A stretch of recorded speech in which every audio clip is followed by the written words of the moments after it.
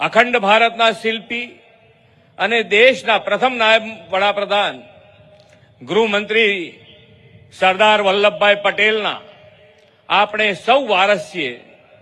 સરદાર સાહેબનું લોખંડી મનોબળ અને દ્રઢ સંકલ્પ શક્તિ એ આજે પણ પટેલ સમાજની આગવી તાકાત અને ઓળખ બની રહ્યા છે. ખાસ કરીને એકતા અને સંગઠન એ તો પાટીદાર સમાજની મોટી શક્તિ છે.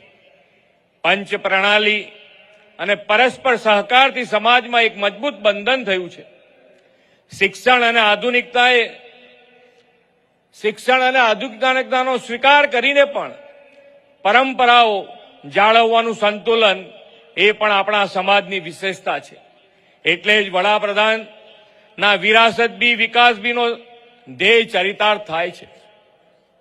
આ સમાજની સફળતાનું રહસ્ય મજબૂત સિદ્ધાંતો છે.